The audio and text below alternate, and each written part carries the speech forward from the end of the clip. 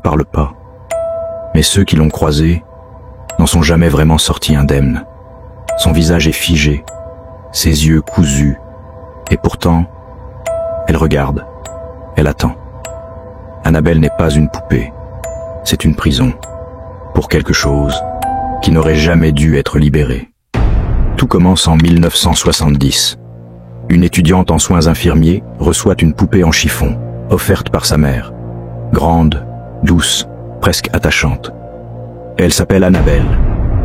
Très vite, des choses étranges se produisent. La poupée change de place toute seule. Parfois, elle se retrouve debout, contre un mur, ou assise sur un canapé, là où personne ne l'a laissée. Des mots apparaissent sur du papier parchemin. Aide-moi. Aide-moi, Lou. Mais personne ne possède ce genre de papier dans l'appartement.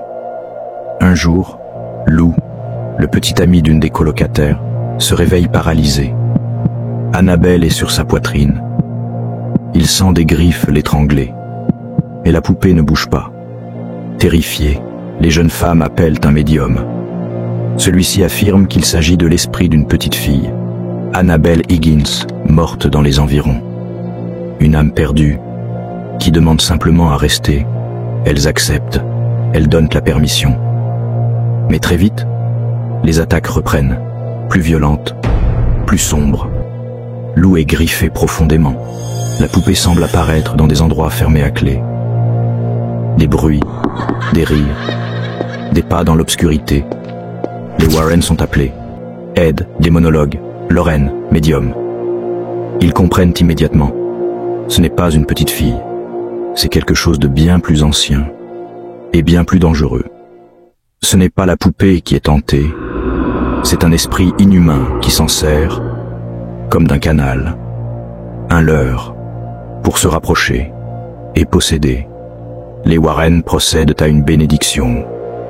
Ils enferment Annabelle dans une boîte de verre bénite et l'installent dans leur musée occulte.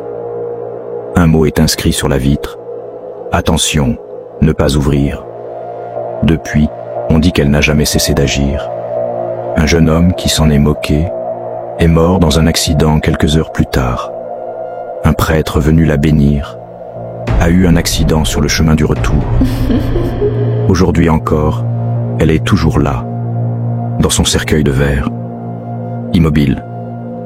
Mais selon Lorraine Warren, son influence dépasse les murs, et elle attend qu'on lui ouvre. On pense souvent que les objets maudits appartiennent au film, mais certains sont bien réels. Et quand on leur ouvre la porte, ce n'est pas la poupée qu'on libère, c'est ce qui l'habite. Annabelle n'est pas une légende, elle existe. Et si vous la libérez, vous le regretterez.